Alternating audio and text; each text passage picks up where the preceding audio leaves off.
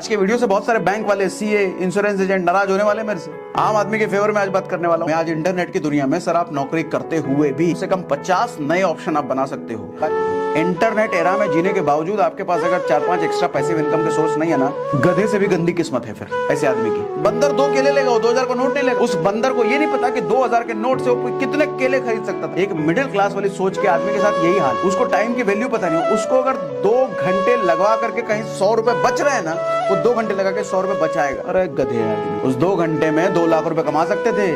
और आज की लड़कियां भी समझदार है। मिडिल क्लास की एक मेंटालिटी होती है, प्लीजर ना आओ पेन लेटर, मतलब अभी मेरे को मजा चाहिए, आनंद चाहिए, पेन में बाद में लूंगा। और आपके इस इमोशन का बैंक वाले भरपूर फायदा उठा। बैंक वाले आपको थमवा देते हैं, जैसे आपकी नौकरी लगती है क्रेडिट कार्ड पकड़ा देते हैं। फ्लैट्स की सप्लाई हमेशा ज्यादा रहेगी लोगों की नीड से, हमेशा। और जिस चीज की सप्लाई हमेशा ज्यादा रहेगी सर, उसकी सिर्फ वैल्यू नहीं होती। सर जमीन लिमिटेड है, बिल्डिंग लिमिटेड नहीं है। सर लड़की पटक भी गई ना तो खर्चा और डबल हो जाएगा। घुमाना फिराना पड़ेगा, गिफ्ट भी देना पड़ेगा। वैलेंटाइन डे आया है तो कहीं भीड़ भाड़ से उठ के आप चले जाओ, सर कुत्ता नहीं पूछेगा आपको, किसी को पता भी नहीं चलेगा आप चले गए भीड़ से उठकर। 1 साल की बेइज्जती सहने के बाद भीड़ से उठ के जाओगे ना, पूरी भीड़ आपको देख रही होगी सर कहाँ जा रहे हैं, पूरी भीड़ की नजर आप पर होगी। नौकरी वाला आदमी ना LIC लेके खुश रहता है, FD करके खुश रहता है, उसको लगता है बहुत पैसा बच रहा है, बट कुछ पैसा नहीं बच रहा, तुम्हारा पैसा डूब रहा है उल्टा। जो दुनिया में कोई भी नया काम जब शुरू करोगे ना, आपको 1 साल ऐसा जाएगा बेइज्जती सहनी पड़ेगी। वो हमेशा आपको बताएंगे सर 10 साल तक इतना पैसा दोगे ना तो 12वें साल आपको इतना पैसा मिलेगा। आपको लगता है इतना पैसा मिलेगा, उससे पूछो कितने % के हिसाब से मिलेगा। वो कभी बताना नहीं चाहेगा आपको % के हिसाब से, क्योंकि 10% के हिसाब से अगर आपकी सैलरी हर साल बढ़ रही है तो भी नुकसान में हो भैया, तो भी गरीब होते चले जाओगे और गरीब होते चले जाओगे। एक नौकरी वाला आदमी सर जब कमाएगा तो भी टैक्स भरेगा, जब कुछ खरीदेगा तो भी पैसा भरेगा, और जब पैसा बचाएगा तो भी टैक्स भरेगा।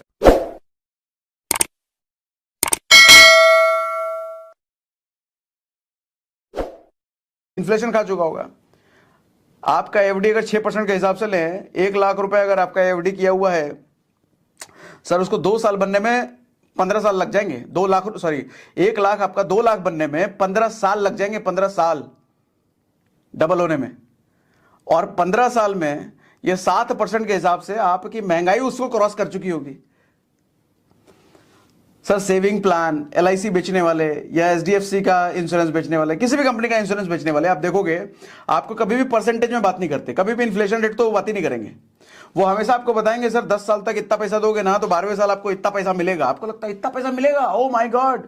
सर उससे पूछो कितने % के हिसाब से मिल रहा है। वो कभी बताना नहीं चाहेगा आपको % के हिसाब से, क्योंकि परसेंटेज वही 6-7% के आसपास आएगी। इन्फ्लेशन वो खा गया तो आपको लग रहा है कि पैसा बढ़ के मिल रहा है, लेकिन बढ़ के पैसा नहीं मिल रहा सर, खा गया वो पैसा। अब सोचो ना, किसी को 2001 में 29 रुपए उसको मिला होगा पेट्रोल भराने के लिए, और आज के टाइम में कहीं उसने 29 रुपए इन्वेस्ट किए होंगे, 100 रुपए मिल रहे हैं, तो 100 रुपए में भी तो उतना ही पेट्रोल मिल रहा है। 100 रुपए बढ़ा थोड़ी, 100 रुपए की वैल्यू तो 30 रुपए के बराबर ही है, 29 रुपए के बराबर ही है।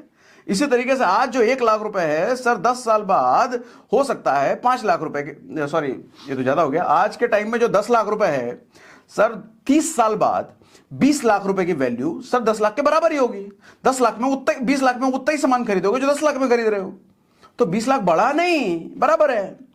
ये बात समझने की जरूरत है सबसे पहले तो। साल ऐसा जाएगा बेइज्जती सहनी पड़ेगी, लोगों की गालियां सुननी पड़ेंगी, लोग जलील कर देंगे आपको। मुझे भी सहना पड़ा, तब दुनिया में हर आदमी को सहना पड़ता है। बेइज्जत करेंगे जब कुछ नया करोगे आप। वो 1 साल अगर आपने बेइज्जती सह ली ना, तो दूसरे साल से सर जादू होने लग जाएगा आपके साथ। आज कहीं भीड़ भाड़ से उठ के आप चले जाओ, सर कुत्ता नहीं पूछेगा आपको, किसी को पता भी नहीं चलेगा आप चले गए भीड़ से उठ करके।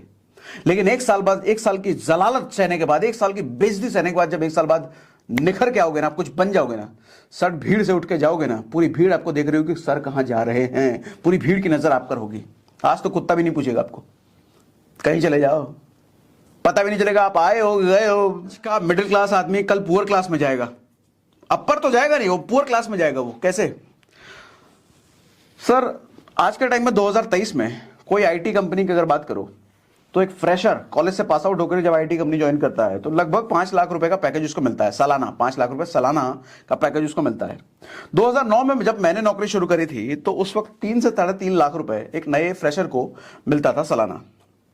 तो आप कहोगे आज के टाइम में सैलरी बढ़ के मिल रही है, बिल्कुल गलत सर। आज के टाइम में सैलरी घट के मिल रही है।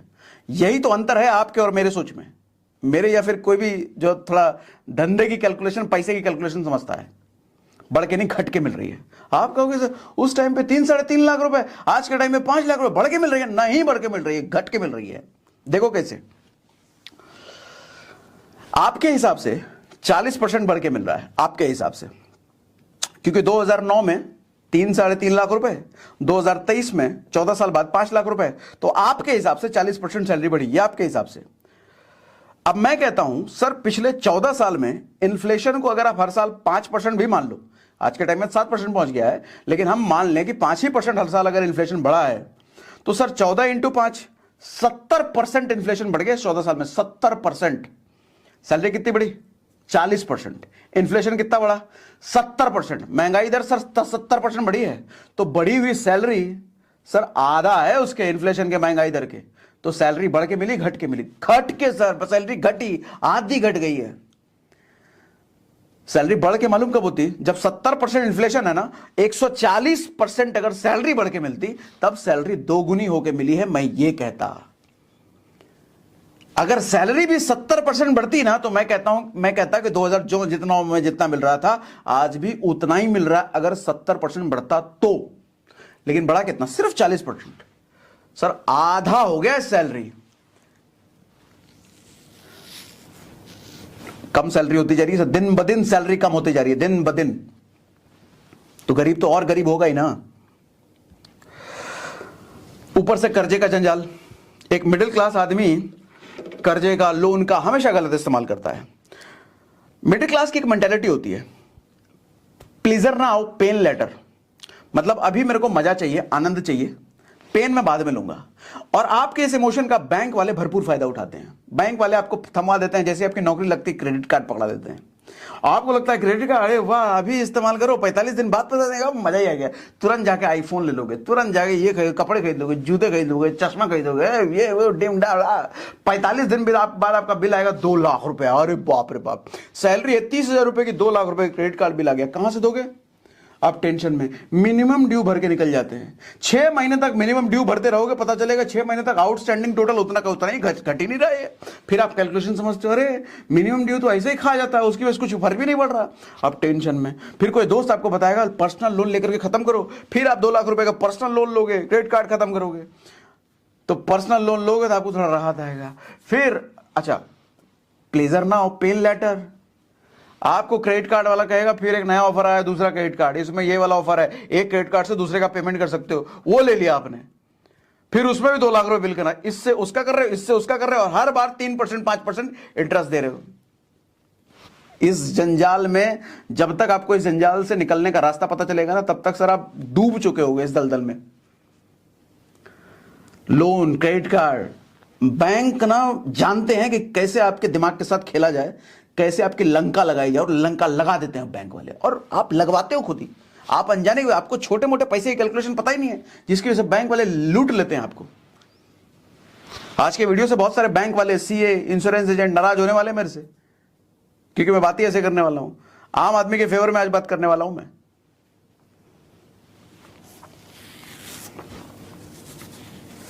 और मिडिल क्लास का सबसे बड़ा ट्रैप, सबसे बड़ा जंजाल में वो कब फंसता है?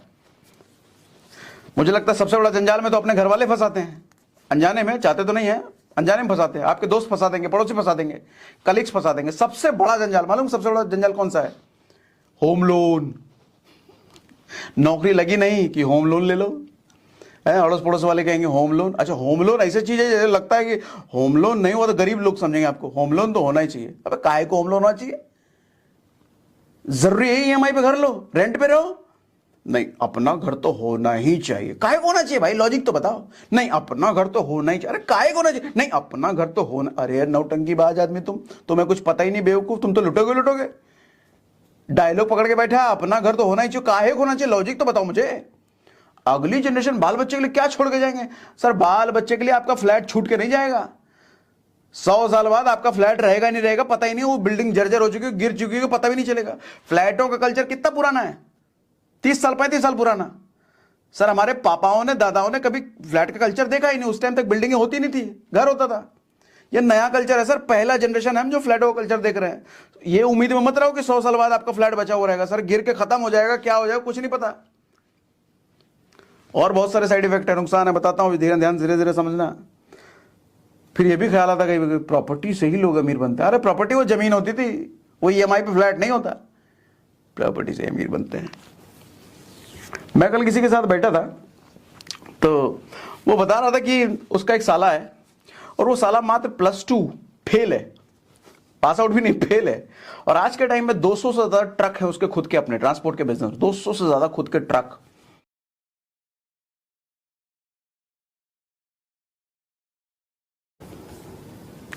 आप समझो मुद्दे की बात, लोन लेकर के कैसे पैसा कमाया जाए, लोन लेके अमीर कैसे बना जाए।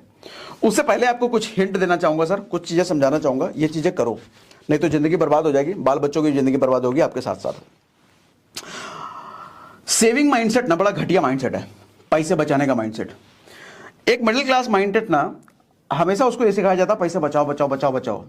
100 रुपए बचाने के लिए वो 2-2 घंटे इंटरनेट पे कूपन कोड ढूंढता है, 2-2 घंटे। उसको पता नहीं है कि 2 घंटे में कितने रुपए पैसे वो कमा सकता था, उसने गवा दिए 100 रुपए बचाने के चक्कर में। सर 500 रुपए बचाने के लिए 20 किलोमीटर वो पैदल चल लेगा बेवकूफ आदमी। 200 रुपए का ओला कर लेते, बहुत टाइम बच जाता, और जो टाइम बचता उस टाइम को आप इंटरनेट पे लगाते, how to make money online, ये सर्च करो गूगल पे, सर हजारों तरीके हैं। रिच क्लास हमेशा टाइम की वैल्यू करता है, लेकिन मिडिल क्लास हमेशा पैसे की वैल्यू करता है। टाइम की वैल्यू क्यों करता है? क्योंकि वो थोड़े से टाइम से बहुत ज्यादा पैसा कमा लेता है। लेकिन मिडिल क्लास हमेशा सोचता है कि मैं पैसे बचा लूं, पैसे। अरे सर पैसे बचाओगे तो पैसा भी जाएगा और टाइम भी जाएगा। मिडिल क्लास को पता नहीं है कि उस टाइम से वो कितना कुछ ले सकता है। ये बंदर वाला हाल है, मिडिल क्लास बंदर है। बंदर कैसा मालूम? बंदर को आप अगर 2 केले दो और 2000 रुपए का नोट दो तो बंदर क्या लेगा? बंदर 2 केले लेगा, वो 2000 का नोट नहीं लेगा। उस बंदर को ये नहीं पता कि 2000 के नोट से वो कितने केले खरीद सकता था। एक मिडिल क्लास वाली सोच के आदमी के साथ यही हाल है। उसको टाइम की वैल्यू पता नहीं। उसको अगर 2 घंटे लगवा करके कहीं 100 रुपए बच रहे हैं ना, वो 2 घंटे लगा के 100 रुपए बचाएगा। अरे गधे आदमी, उस 2 घंटे में 2 लाख रुपए कमा सकते थे अगर नई स्किल सीख लेते, नई चीज समझ लेते कि 2 घंटे में 2 लाख कैसे कमाया जा सकता है।